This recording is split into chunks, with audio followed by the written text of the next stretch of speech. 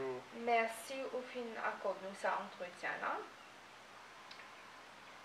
2022 sera-t-elle enfin l'année de la relance économique après 2 années bien difficiles qui nous fait connaître ces derniers temps, surtout avec la crise sanitaire?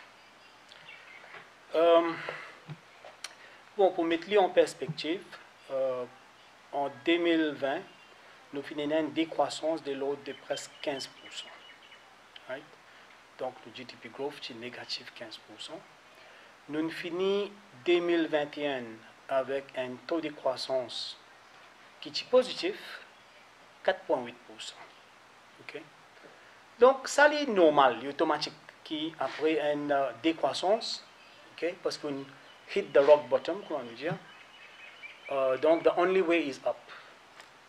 Donc, nous finissons une croissance de 4,8% l'année dernière. L'année dernière, en grande partie, secteur tourisme, qui reste plus ou moins fermé, parce qu'il y a une frontière qui est fermée.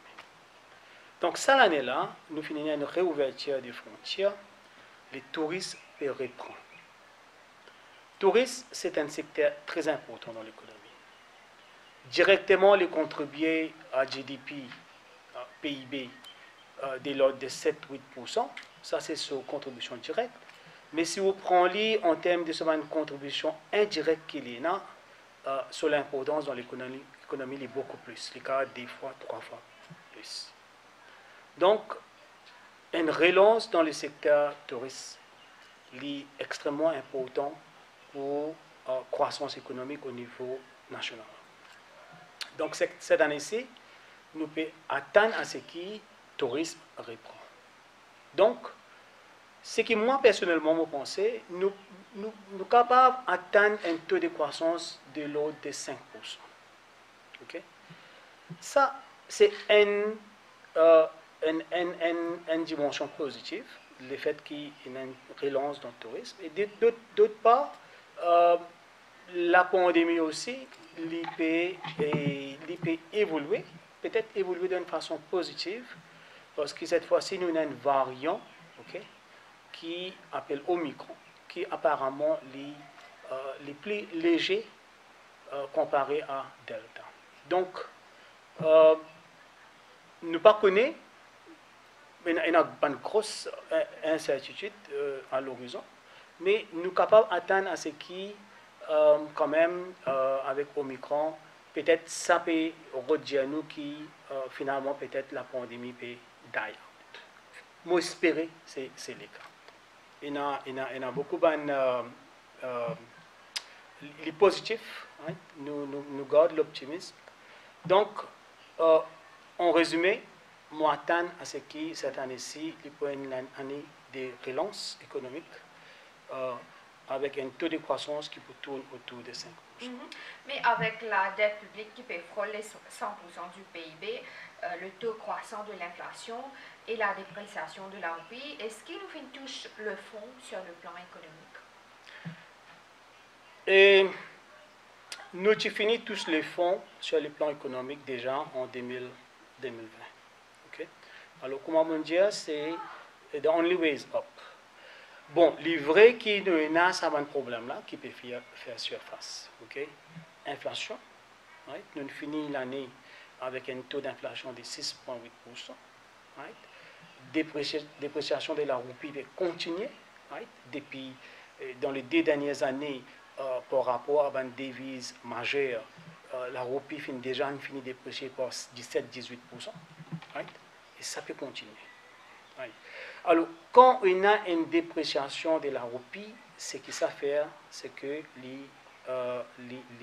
contribue à l'inflation. Right?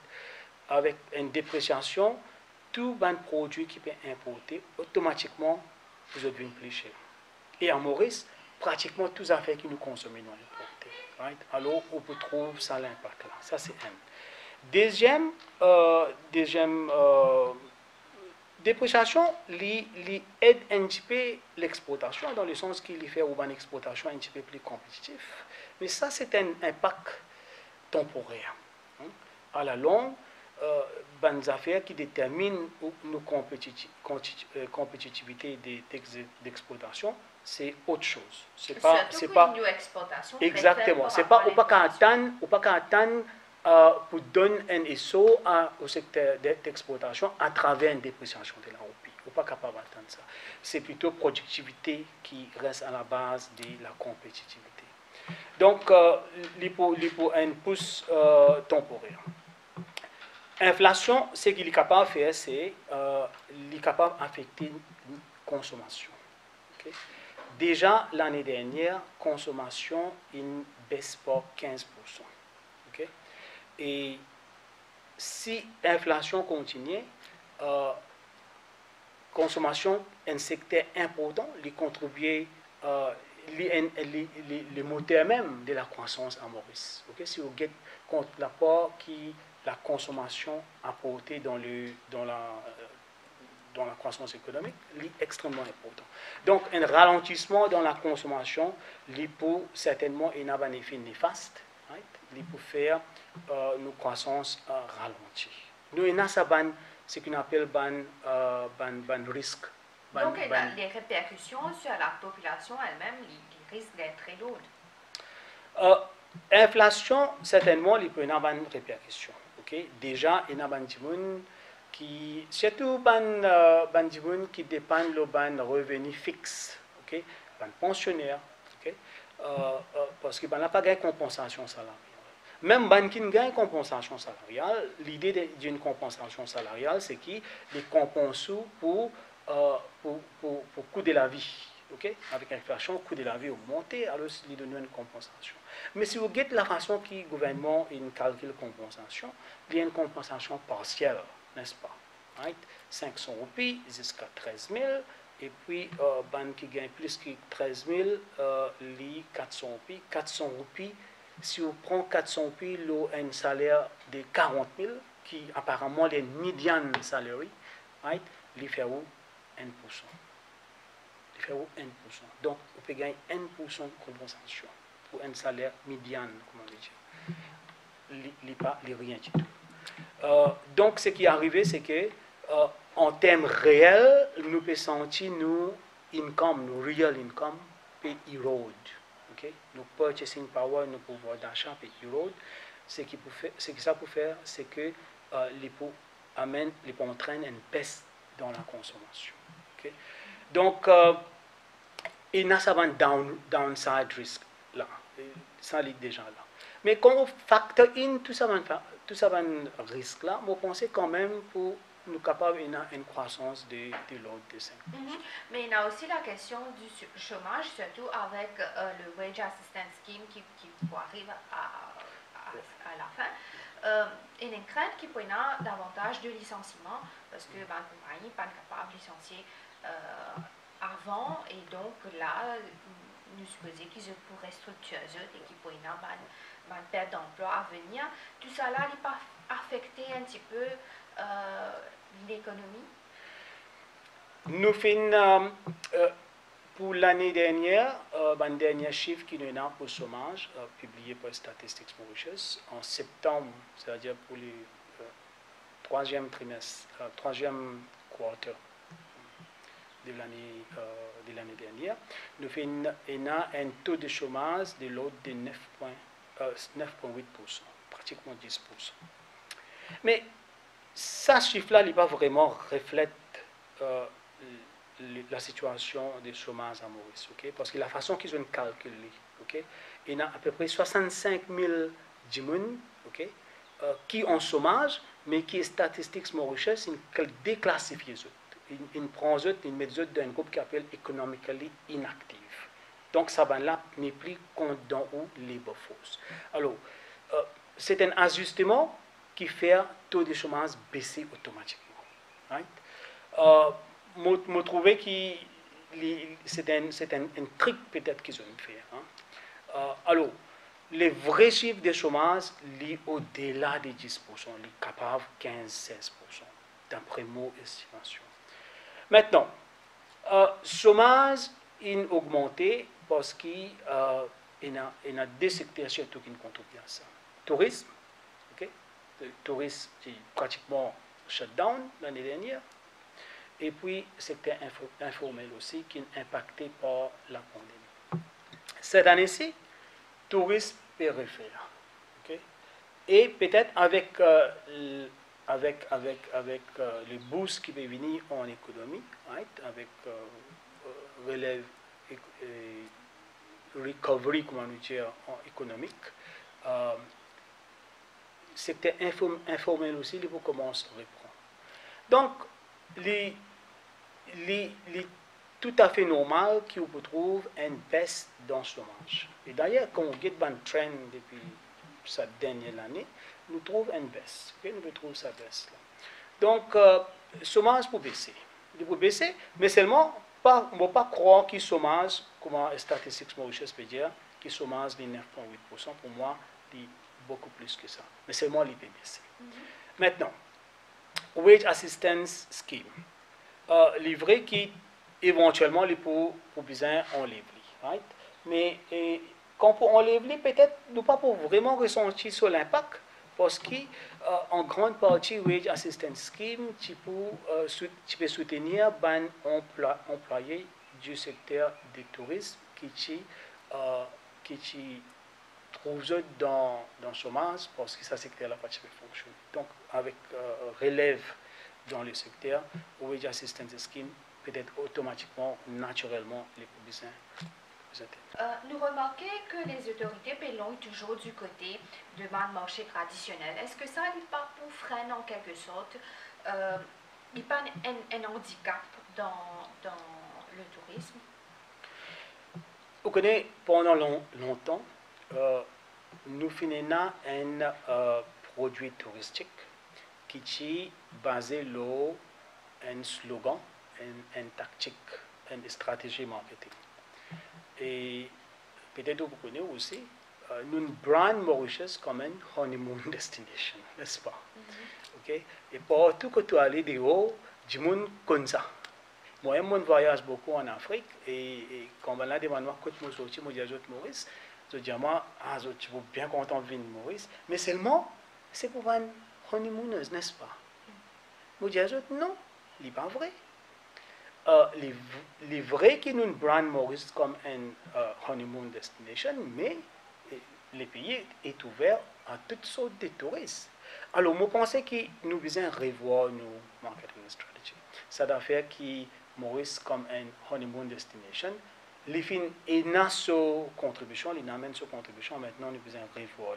Surtout parce qu'avec la pandémie, finalement, une évolution, un changement dans l'habitude de voyager. Il y a une tendance pour préférer ce qu'on appelle une short haul destinations, c'est-à-dire une destination que tu n'as pas besoin de voyager beaucoup. Right? Maurice, si vous regardez bien, nous trouvons très très loin de nos marchés principaux, n'est-ce pas? En l'occurrence, l'Europe. Et donc, nous devons revoir nos stratégies pour l'industrie touristique. Nous en avons beaucoup plus pour faire. Par exemple? Bon, maintenant, nous pouvons mettre beaucoup plus, on peut trouver à travers le monde. Il y a beaucoup de pays, pas trop loin de nous. Chechens, c'est un petit pays qui promouvoir un tourisme haut de gamme, okay? et un tourisme qui nous appelle green tourism, nous appelle éco-tourisme. Okay? Vous pensez Maurice est dans sa potentiel là, surtout parce que nous pouvons vivre dans un air que nous pouvons mettre beaucoup plus l'accent, l'eau, tout ce qui est vert, n'est-ce pas, avec changement climatique, etc. Donc pourquoi pas ça? À Maurice, les touristes qui sont à Maurice, c'est mass tourism. Okay? Mass tourism, que nous mettons beaucoup l'accent sur le nombre de touristes qui viennent. Right? Mais seulement quand nous guettons chaque touriste, combien il peut contribuer, il est bien peu. Okay? Il est bien peu comparé à, par exemple... l'accent sur la qualité. Exactement. Nous besoin un changement que nous shifter plus vers la qualité que la quantité, mettre plus l'accent sur faire touriste là dépense plus, ok, dans d'autres produits, un service qui peut attirer plus de dépenses, plus de valeur ajoutée dans le secteur. Air Mauritius a aussi un rôle important à jouer pour amener les touristes dans Maurice. Est-ce que vous pensez, avec tout ce qui est passé ces derniers temps, il est capable d'être à la hauteur de la tâche? Bon, déjà, ça c'est un gros problème, right? Parce que Air Mauritius, déjà, mon collègue peut opérer seulement 2 avions, 3 avions, on va pas trop connaître. Mais ce que nous connaissons, c'est que la flotte n'est plus ce qu'il était avant. Right? C'est une compagnie qui est en difficulté. Et donc, livré qui, avec moins de vols, okay, surtout sur une destination comme l'Europe, okay, peut-être même Singapour, l'Asie, ça peut affecter le nombre d'arrivées touristiques. Okay? Alors, vous pensez à moyen terme, ce qui nous faut besoin faire, c'est un partenariat avec les autres compagnies d'aviation, right, qui sont capables d'amener ces touristes là en Maurice. Parce qu'ils ne vont pas trouver Air Mauritius décoller d'ici tout. Right? Ils ne vont pas croire Air Mauritius pour retourner ce qu'il était avant, pas dans les 3 années à venir. Et vous prenez beaucoup plus le temps. Là, on a trouvé que MIC a injecté 25 milliards dans Airport Holdings Limited. Qui ça inspire? Il n'est pas inspiré à moi du tout, au contraire. Right? 25 milliards, c'est une grosse somme. Right? 25 milliards, si vous êtes bien, une zone de bourse jusqu'à la fin de l'année, MIC débourse à peu près 41 milliards, dont 25 milliards à Airports Holding. Okay? Et 25 milliards, les représentent, on prend 25 milliards comparé à 80 milliards qui sont au capital, et 25 milliards, les fait presque un tiers. Right? Et il y a une grosse somme. Il y a une grosse somme en termes absolus, en termes relatifs aussi. Maintenant, la façon que moi me trouve là, c'est que MIC, c'est une entité du gouvernement, n'est-ce pas? Parce qu'il y a une compagnie, Banque de Maurice.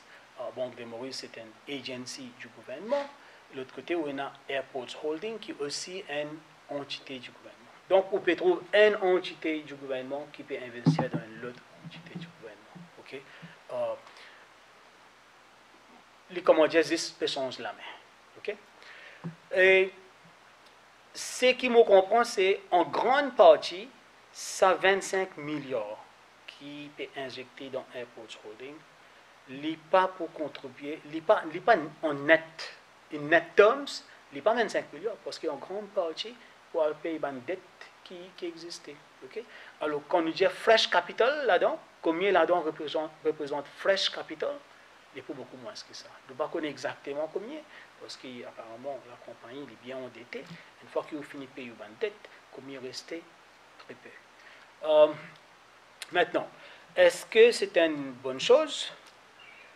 Peut-être pas dans les choix, parce qu'ils ne sont pas capables de laisser Air Mauritius couler. Right? Déjà, la compagnie là est en difficulté.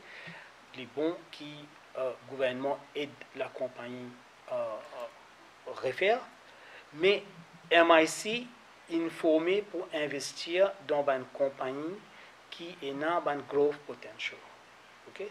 Vous posez la question, est-ce que Airports Holding peut vraiment avoir ça growth potential là? Est-ce que MIC peut gagner un retour de cet investissement qu'il peut faire là? Parce que finalement, on a besoin de comprendre, c'est l'argent qu'il peut mettre dans Airports Holding, 25 milliards. C'est l'argent public. Cet argent-là, il peut finir mort. C'est la question qui va se poser. En dépit de l'avertissement qui FMI fait donner, la MIC peut continuer à opérer sous l'égide de la Banque de Maurice. Est-ce que ça n'est pas pour impacter sur la politique monétaire? Justement. Et, FMI qui désapprouve la formation de MIC. Okay? Il dit qu'il une banque centrale, son rôle et surtout si vous avez mandat de la Banque de Maurice, il y a qui sont principal responsibilities, c'est deux choses. Un, c'est maintenir price stability. Deuxième, c'est maintenir financial stability. Ok? À aucun part, il n'y a pas de qui Banque de Maurice li mandaté à opérer une compagnie privée, surtout une compagnie privée qui peut faire un investissement, ok? Et un investissement d'une façon douteuse, ok? Et qui n'est pas tombe under public scrutiny. Parce qu'il n'est pas capable de poser question dans le Parlement, l'OMIC, parce qu'il est une compagnie. Bon, FMI dit que si nous avons continuer avec MIC, il faudrait que MIC vienne directement under the supervision du gouvernement. Okay? Mais on a raison. Banque de Maurice, il fait fi de ce conseil-là et il continue à opérer MIC. Pas seulement ça. On rappelle 60 milliards qui Banque de Maurice donne au gouvernement comme un grant. FMI, ça étudie qui 60 millions, pas gain droit donner, pas gain droit même d'un grant comme ça. Okay? Alors, et puis je tombe d'accord qui dans 60 milliards là, 32 milliards pour venir un grant et 28 milliards pour venir une avance comme si qui Banque de Maurice peut faire against future profits de Banque de Maurice. Okay? Même ça aussi, Banque de Maurice finalement pas suivre ça. Okay? L'in donne ça 60 millions là parce que c'est le tout dernier rapport, 55 millions il finit donner et peut-être jusqu'à aujourd'hui il finit donner ça 5 millions aussi. Alors l'in fait fi de toutes les recommandations que FMI peut faire. Pour moi, les graves. Les graves, parce que FMI, c'est pas n'importe quelle institution, right? Et quand nous ignorons le conseil de FMI, vous pensez qu'il nous peut mettre nous dans une situation, une mauvaise posture. Okay? Parce que possiblement, hein, moi, je ne suis pas étonné si on nous trouve un downgrading pour Moody's encore. Justement, nous attendons l'autre rating en février, je crois. Ça, la position, l'approche du gouvernement par rapport à la dette publique et la monétisation.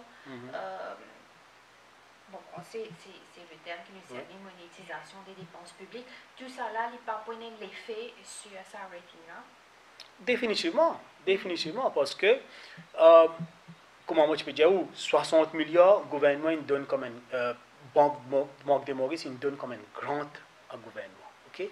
C'est l'argent qui peut injecter, les faire aux bases monétaires augmenter. Déjà base monétaire, si vous regardez bien pendant l'année dernière, il augmente 40%. Okay? Alors il y a un excès de liquidité dans l'économie qui aussi peut contribuer en grande partie à l'inflation qu'on peut trouver. Nous appelons ça helicopter money. Okay? Monétisation de la dette publique. C'est ça qui peut arriver. Ça, lié à l'encontre de ce que FMI a préconisé. Right? Dans le dernier rapport Moody's, quand il downgrade le rating pour Maurice, l'étudiant avec un negative outlook. Right? Ça c'est important, avec un negative outlook. Donc, un negative outlook veut dire que si nous pas fait attention, le downgrade peut venir. Right? Et ce qui est arrivé depuis le dernier downgrade, okay, jusqu'à le prochain downgrade qui, comment on peut dire, pour arriver incessamment, peut-être le mois prochain, right?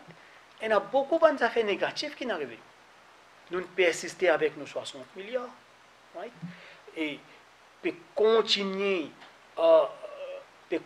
comme si fouille dans réserve Banque de Maurice, ok? Et tous les autres fonds qui sont dans la réserve qui sont dans Banque de Maurice peut continuer à tirer l'argent là-dedans, ce qui peut occasionner une dépréciation continue de la roupie, right? Inflation, et donc tout ça renforce sa négative outlook là. Donc moi franchement, moi aussi appris si nous trouvons le downgrade. Il y a aussi une série de scandales, un cas de corruption qui peut perdurer. tout ça là, il pas perturbe un petit peu le plan économique, surtout au niveau de la réputation au niveau mondial. Certainement, certainement. Parce que nous avons cause de institution, right? Nous avons cause la bonne gouvernance. Et puis dans la bonne gouvernance, quand on dit la façon qui va une institution qui fonctionne en Maurice, qui sur la police, sur ICAC, sur FSI, sur Banque de Maurice, tout ban institution, tout ban corps étatique, right, ou tout ban nominé politique. Ban nominé politique qui comme si redevant envers le gouvernement. Right? C'est des gens qui ne sont pas compétents. Alors, nous nous trouvons dans une situation à Maurice que l'économie d'en pince. Right? Et avec la pandémie, nous sommes capables de penser que pour amener l'économie. Dans quelle direction? Nous sommes capables de penser d'une façon innovatrice, n'est-ce pas? Right? Mais quand on a des gens qui ne sont pas compétents, quelle innovation pour vous? Nous avons besoin de thinkers, nous avons besoin de gens qui sont capables de penser pour amener l'économie, dans quelle direction, qui est un nouveau pôle qui nous capable de développer, nous capable de promouvoir. Et tout ça les demande une certaine poussée innovatrice. Nous ne pouvons pas trouver parce que nous ne pas trouver la compétence. Okay? Alors, on trouve une institution pourrie, on trouve un cas de corruption qui devant ICAC et on pas trouve ICAC. Combien de cas aujourd'hui nous réussi ICAC nous réussi et décidé? Combien de cas nous réussi amène devant la cour? On ne pas connaître aucun. Donc tout ça, il faudrait que nous comprenions, c'est la communauté internationale qui trouve ça et puis observe ça. Okay? Et surtout, nous avons la presse internationale, de cause ce qui peut arriver à Maurice. Et déjà, les graves, parce que Maurice, qui soi-disant est une démocratie vibrante, dynamique, un exemple dans l'Afrique. Et aujourd'hui, nous trouvons dans une situation que un rapport qui est sorti l'année dernière, appelé Videm Report, okay? Peut-être au courant, qui est publié par, si vous ne vous pas trompez, Danemark, un rapport bien respecté, qui vient déclassifier Maurice comme une démocratie. Hein. Les dire qu'il y a une démocratie électorale, oui, dans le sens que chaque 5 ans peut faire élection, oui. Mais sinon, les classifier nous comme une autocratie. Nous pouvons continuer à trouver sa dérive totalitarienne d'une façon. Okay? Quand l'économie, comment dire, les pays même, peut basculer plus en plus dans la dictature. Qui fait et qui affaires qui montrent qui nous veut basculer dans la dictature, la façon qui toute bonne institution est contrôlée par le gouvernement avec une mainmise solide, okay? Et que l'enquête papier aboutir, comment nous expectons, ban cas papier élucidé, et ce qui fait que la corruption peut continuer. Mais face à cette dérive dont on peut faire mention là, est-ce que le secteur privé il a un rôle, un devoir, une responsabilité pour tirer la sonnette d'alarme, pour faire un petit peu plus entendre ce sujet là, pour que ne serait-ce que pour avertir les autorités de ce qui peut atteindre nous, mais c'est pas trop ce qui nous tendait. Est-ce que ça aussi il pas créer une situation que nous pile en place? Oui, il a parfaitement raison. Right? Est-ce qu'il nous trouve secteur privé et est-ce qu'il nous trouve secteur privé venir l'avant et dire qu'ils ne sont pas d'accord avec la façon de faire du gouvernement? On ne pas trouver. Right? Mais finalement, les autres groupes qui viennent lever, okay? L'opposition extra-parlementaire qui peut faire pression, okay? Qui peut faire les publics comprendre ce qui peut arriver. Right? Mais les privés, non. Les secteurs privés, non. Donc, franchement, moi, je pose la question, est-ce qu'il y a une sorte de connivence entre le secteur privé et le gouvernement? Right? C'est une question qui reste posée, hein? Parce qu'il n'y a pas trop de secteur privé. Dire qu'ils ne sont pas d'accord avec la politique du gouvernement. Ils ne sont pas d'accord avec la façon que la corruption les pays comme si tuer une institution à Maurice. Right? Et les pays entraîne une dégradation des nouveaux ratings au niveau international. Tout ça, directement ou indirectement, les peut impacter nous. Right? Il ne pas trop le secteur privé faire ça. Donc, moi, franchement, je me pose la question, est-ce que les secteurs privés peuvent simplement tag along with the government? Okay? Est-ce qu'ils là peut trouver qu'ils là aussi n'a pour gagner avec le gouvernement? Pareil comment les autres communautés qui peuvent gagner avec le gouvernement et les autres continuer comme si associer les autres avec le gouvernement. On peut poser la question, est-ce que ce n'est pas le cas aussi avec les secteurs privés? La crise sanitaire fin démontrer qu'il nous dépend beaucoup sur l'importation pour faire rouler l'économie, pour nos consommations, etc. Comment nous faire, d'aller là où tu évoquais, où tu as besoin mettre plus d'accent sur la productivité, mais donc, comment nous capables de remédier à ce problème-là? Problème de consommation? Problème d'importation. Vous connaissez, Maurice, nous finissons un déficit commercial pour l'année dernière de 120 milliards. Okay? 120 milliards. Nous importons 3 fois plus que nous exportons. Right? Exportation, surtout suite à la pandémie, une baissé d'une façon importante. Et l'IP comme si il fait faire face à beaucoup de difficultés pour les répondre. Okay? Exportation, pas vraiment répondre. La pandémie, ce qui s'en fait nous comprendre, c'est que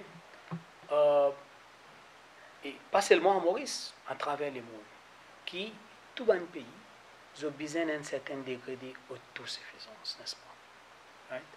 Parce que, surtout, autosuffisance alimentaire. Nous pays aller à Maurice. Maurice, nous avons ce qu'on appelle un net food importing country. Right? Alors qu'on a le besoin alimentaire, nous importons pratiquement tout. À part un débat de légumes qui ont gagné local, même pommes de terre nous importons. Zoyon nous importés. 100 000 tonnes de maïs nous importés. Côte salée pour le servir comme aliment pour poulet, surtout aux animaux.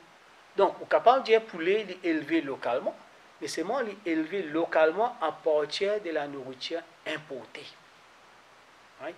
Alors, moi, je pense que quand nous peut cause autosuffisance alimentaire, il y a un gros travail à faire. Il y a un gros travail à faire. Et nous sommes capables de faire ça. Qui fait nous besoin d'importer oignons? Qui fait nous besoin d'importer pommes de terre? Qui fait nous besoin d'importer maïs? Et tout ça, dans une conjoncture que le sucre n'est plus aussi profitable. Right?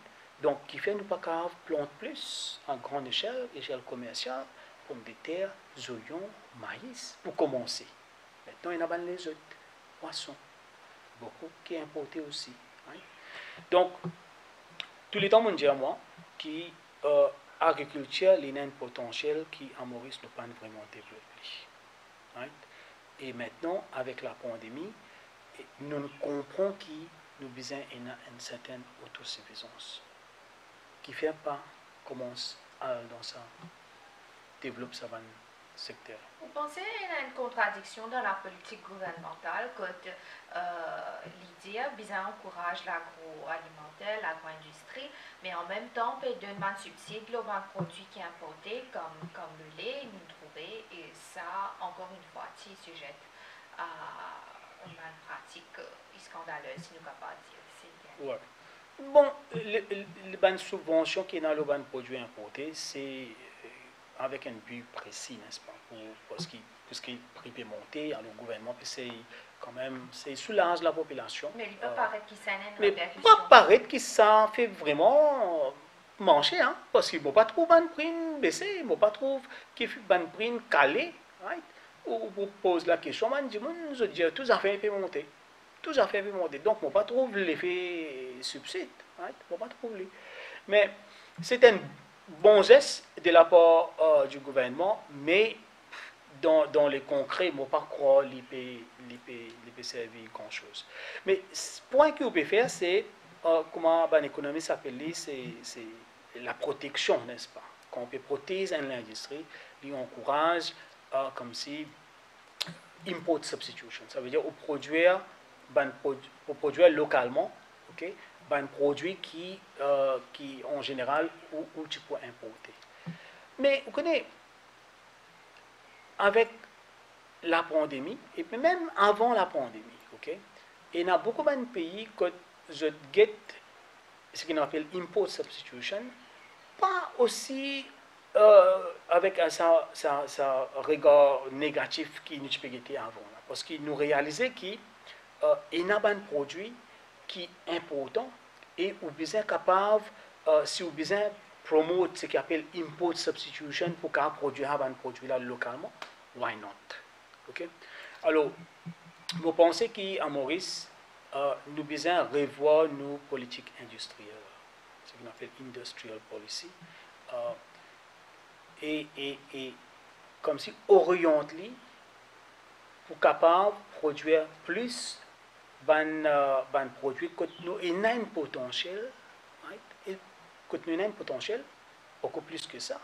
Mais aussi les autres produits, par exemple, aujourd'hui, MEP, tout MEP peut importer. Qui n'arrive nous industrie sociale, qui peut arriver nous industrie textile et habillement. Pratiquement bien chiquite. L'une rétrécie, l'une vient une industrie. Parfois, tu dis qu'il y a une sunset industry, une industrie qui est appelée à disparaître. Peut-être. Okay? Donc, quand tout ça peut arriver, nous trouvons nos secteurs manufacturiers peut disparaître doucement. Right? Qui vous fait dans un contexte pareil? Nous devons revoir nos politiques industrielles et essayer de promouvoir une nouvelle pôle dans le secteur manufacturier. Oui, dans le budget qui pourra arriver dans quelques mois, où tu peux envie trouver, dans quel secteur où tu peux envie que le gouvernement mette plus d'accent? Économie verte, certainement. Okay? Économie verte peut prendre l'ampleur partout à travers le monde. Pas à Maurice. Et l'économie verte, elle a tellement de potentiel parce qu'il nous peut cause énergie renouvelable, mais nous peut cause beaucoup les autres produits verts. Okay? Nous peut cause blue economy qui est lié à ça. Nous peut blue economy et industrie océanique. Malheureusement, à Maurice, quand nous cause, nous avons un ministère qui est appelé ministère Ocean Economy, right? Blue Economy. Mais la façon qui je guide Ocean Economy à Maurice, c'est comment dire, les autres résumés à la pêche. Et tant que vous guidez comme ça, et comment dire, on fait un relabelling de, comment je appelle avant, ministère Fisheries, on relabelle ministère Ocean Economy. Mais ça, c'est une mauvaise perspective. Parce que Ocean Economy, il y en a beaucoup plus de potentiel. Okay? Ocean Economy veut dire, par exemple, la culture de corail ou l'exportation. Right? Tu as un entrepreneur qui te propose ça. Pas un abouti qui fait, qui a été politique, qui s'en l'a au pays protégé, qui s'en l'a au pays protégé. Et il y a une question qui reste posée. Right? Alors, Ocean Economy a tout ce potentiel. Économie verte a tout ce potentiel. Agriculture et agro-processing a beaucoup de potentiel. Right? Le secteur ICT. Vous vous rappelez le Tibet Cyber Island? Continuité avec ça. Continuité avec Cyber Island. Right? Nous démarrons, mais les pannes vraiment reprend. Okay? Il a tout ce potentiel. c'est parce que l'industrie pharmaceutique, est bon. Mais il ne faudrait pas qu'ils nous embêtent, nous. Hein. L'industrie pharmaceutique, ce n'est pas une nouvelle affaire qui peut venir avec ce gouvernement-là. Ça nous peut causer ça depuis des décennies. Vous comprenez?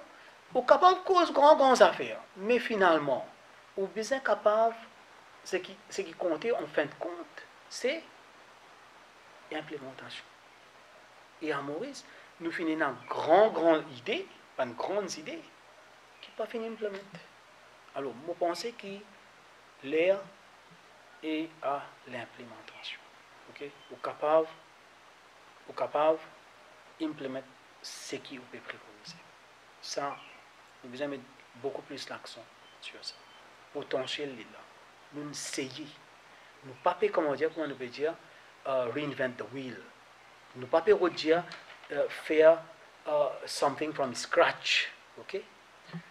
Et il y a beaucoup de secteurs qui sont déjà implantés, mais qui peut choquer, qui peut souffrir, qui ne peuvent pas vraiment démarrer. Right? Qui fait nous pas comme si focalise nous l'attention de l'autre. Au lieu de avoir nouveau, c'est parce artificial intelligence. Right? C'est parce grand chose. Mais, vous avez une simple affaire comme ICT, vous ne pouvez pas capable de promouvoir ou pour développer artificial intelligence, ou pour développer fintech. Vous pouvez dire, vous pas besoin de faire. Right? Mais il y a des affaires qui sont déjà là. Right? Travail, les bonnes affaires qui sont déjà là, au lieu de prendre de nouvelles affaires.